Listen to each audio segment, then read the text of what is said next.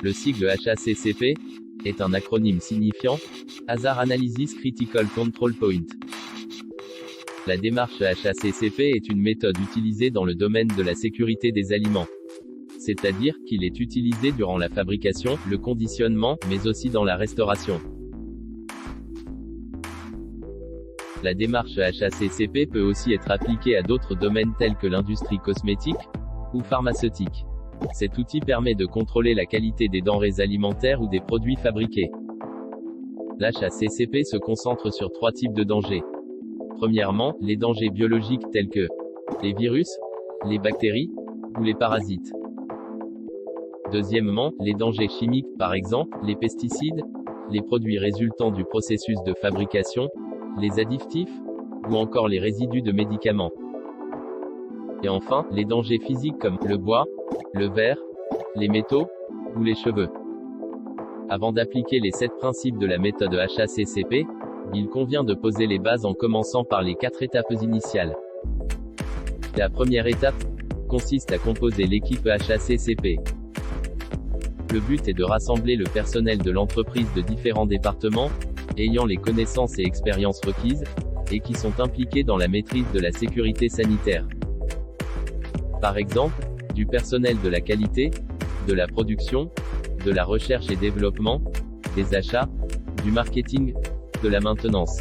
Toutes ces personnes peuvent être utiles pour la réflexion. La deuxième étape fondamentale est la description du produit. Cela consiste à décrire les composants du produit, et ses conditions de stockage. Si nous prenons l'exemple d'un jus de pomme pasteurisé, il faudrait détailler ses composants. C'est-à-dire, nous avons besoin de pommes, auxquelles nous rajoutons de l'eau. Ensuite, nous détaillons aussi ses spécifications. Sans sucre, et ayant un apport de 0,3 calories par millilitre. Enfin, nous pouvons aussi rajouter ses méthodes de préservation. Par exemple, un stockage dans un réfrigérateur à une température comprise entre 4 et 8 degrés Celsius. Lors de la description du produit, il faut aussi définir son utilisation, en indiquant par exemple que la boisson peut être bue directement à la bouteille. De même, on peut aussi préciser la catégorie des consommateurs ciblés. Par exemple, la boisson peut ne pas être adaptée à la consommation des nourrissons, ou non recommandée aux patients faisant de l'hypertension. Enfin, nous pouvons rajouter des infos comme la date limite de consommation, la date de durabilité minimale, ou la date de péremption. L'étape suivante consiste à déterminer le procédé de fabrication. L'ensemble du processus de fabrication est découpé en différentes étapes, en commençant par la réception des matières premières, jusqu'au stockage et l'expédition des produits finis. C'est ce que l'on appelle le diagramme de fabrication. La 4e étape consiste à vérifier la conformité du diagramme de fabrication.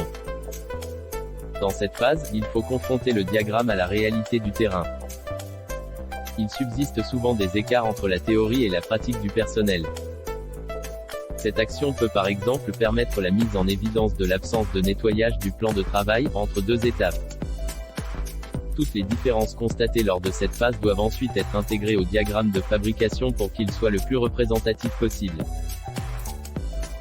Une fois que ces 4 étapes initiales sont mises en place, nous pouvons passer aux 7 principes de la méthode HACCP. Le premier principe de la méthode HACCP est l'analyse des dangers. Le but est d'analyser tous les dangers potentiels associés à chaque étape, et d'effectuer une analyse des risques, pour définir les moyens permettant de maîtriser les risques identifiés. Pour cela, il faut, dans un premier temps, identifier les dangers associés à tous les stades de la production. Ensuite, estimer la probabilité d'occurrence de ces dangers. Et enfin, identifier les mesures préventives à mettre en place pour garantir la maîtrise des dangers et la sécurité des aliments. La deuxième étape de la méthode HACCP est l'identification des points critiques, également appelés CCP. Qu'est-ce que les CCP? Un point de contrôle critique est défini comme une étape à laquelle un contrôle peut être appliqué. Ce point de contrôle est essentiel pour prévenir, éliminer ou réduire un danger sanitaire à un niveau acceptable. Les dangers potentiels susceptibles de causer des maladies ou des blessures en l'absence de contrôle, doivent être pris en compte lors de la détermination des CCP. La détermination d'un CCP dans le système HACCP peut être facilitée par l'application d'un arbre de décision.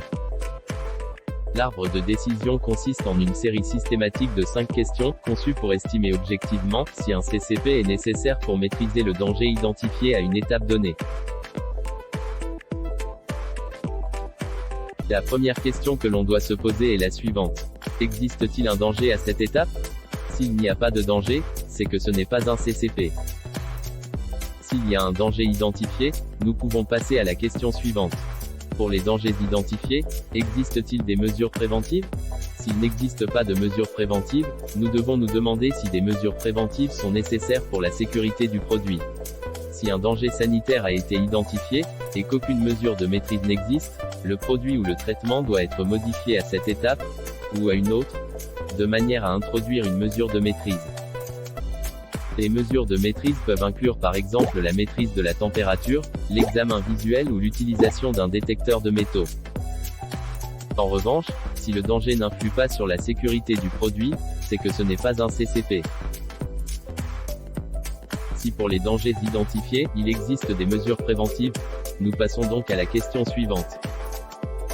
Cette étape est-elle spécifiquement conçue pour éliminer la probabilité d'apparition d'un danger, ou la ramener à un niveau acceptable? Si oui, nous avons là un CCP. Les exemples suivants décrivent des procédures ou opérations conçues spécifiquement pour maîtriser des dangers identifiés. Ceux-ci peuvent être la stérilisation d'aliments dans une conserverie, la pasteurisation, la chloration de l'eau de refroidissement, l'installation d'un détecteur de métaux sur une ligne de fabrication, ou encore une procédure particulière de nettoyage et de désinfection. Il est nécessaire de définir les niveaux acceptables et inacceptables tout en prenant en compte les objectifs des CCP. Si nous répondons non à la question, cette étape élimine-t-elle ou réduit-elle le danger à un niveau acceptable? Nous passons à la question suivante. Le danger peut-il augmenter jusqu'à un niveau inacceptable? Ou bien est-ce qu'une contamination peut survenir? En d'autres termes, cette question se réfère à la probabilité et à la sévérité du danger. Pour y répondre, ce jugement implique une analyse des dangers qui doit s'appuyer sur toutes les informations recueillies. Si la contamination ne risque pas de représenter un danger significatif pour la santé humaine ou si elle est très peu probable, ce n'est donc pas un CCP. En revanche, si une étude approfondie suggère que la contamination par le danger identifié peut augmenter à un niveau inacceptable et conduire à un danger sanitaire, nous devons passer à la question suivante de l'outil de décision. Une étape ultérieure peut-elle éliminer le danger ou le réduire à un niveau acceptable? Cette question est conçue pour identifier les dangers qui mettent en péril la sécurité sanitaire du produit, mais qui pourront être maîtrisés par une étape ultérieure du procédé de fabrication. S'il n'y a pas d'étape ou d'opération ultérieure dans le procédé pour maîtriser le danger identifié, cette étape devient alors un CCP. En revanche, s'il existe une ou plusieurs opérations ultérieures, qui vont pouvoir éliminer le danger identifié, ou le réduire à un niveau acceptable, ce n'est pas un CCP. Pour illustrer la notion de ce qu'est un CCP, prenons l'exemple d'une préparation de pâtisserie au chocolat. Lors de cette préparation, il peut arriver qu'un morceau de verre se retrouve dans votre gâteau. Ce débris de verre peut être présent soit parce que lors de la préparation des œufs en neige, le récipient utilisé est en verre et présente une petite ébréchure, soit parce que lorsque le fouet tape à un endroit, un choc se produit et des morceaux de verre sont introduits dans la préparation. Évidemment, vous ne vous en rendez pas compte et vous continuez la recette en incorporant le chocolat. Lors de votre analyse de danger, vous savez que cela peut vous arriver car vous travaillez avec des récipients en verre. Donc, ce danger physique qu'est la présence de morceaux de verre dans votre pâtisserie au chocolat est possible. Vous pourriez éliminer ce risque, si vous possédiez une machine qui permet de détecter le verre dans votre préparation. Dans ce cas précis, ce risque n'est pas un point critique à maîtriser car vous avez la possibilité de le détecter. Éventuellement, si vous décidez de faire un investissement, et de remplacer votre lot de récipients en verre par des récipients en inox, alors, vous supprimerez totalement le risque physique de retrouver un morceau de verre dans votre pâtisserie au chocolat. Cependant, n'ayant pas en votre possession d'appareils capables de détecter les morceaux de verre, ou, n'ayant pas l'intention de remplacer votre lot de récipients dans l'immédiat, c'est donc bien un point critique à maîtriser. Il faudra alors faire extrêmement attention avec les récipients en verre lors de la préparation de la pâtisserie au chocolat. Après avoir analysé les CCP, il convient de fixer les seuils critiques. Un seuil critique est un critère permettant de distinguer ce qui est acceptable de ce qui ne l'est pas. Par exemple, nous pouvons fixer des seuils critiques pour la température, la durée, ou encore le pH. Une fois les seuils critiques fixés, nous devons passer à la mise en place d'un système de surveillance. Des analyses et des mesures doivent être effectuées, formalisées et enregistrées pour s'assurer que les CCP sont bien contrôlés. Il peut s'agir par exemple du contrôle en continu de la température d'une chambre froide avec une alarme en cas de dépassement des seuils. Lors de l'étape de surveillance, on détecte généralement des écarts, ce qui nous conduit à la prise de mesures correctives. Cette étape consiste à mettre en place les actions correctives nécessaires et immédiates que les opérateurs de machine, les chefs de ligne, etc. peuvent mettre en œuvre. Ces actions correctives doivent être enregistrées. Le système HACCP étant en place, il conviendra d'utiliser, au-delà de la simple surveillance, des méthodes, des procédures et des analyses, pour déterminer s'il y a conformité avec le plan. En mettant en place par exemple, des procédures de contrôle des équipements, des mesures, des prélèvements, ou encore, des analyses d'échantillons aléatoires. Ne faut pas oublier de tenir des registres et d'établir un système documentaire.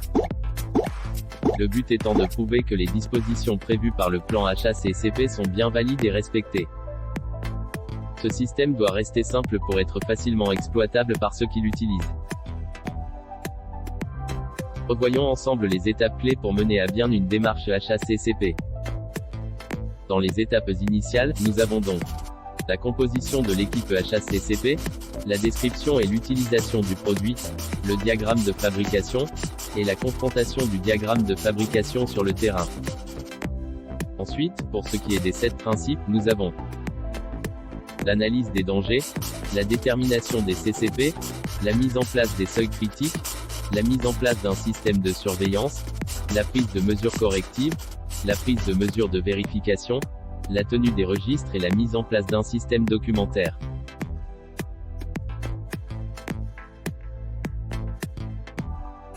Et c'est ainsi que se conclut notre vidéo. Merci d'avoir regardé et à bientôt pour du nouveau contenu.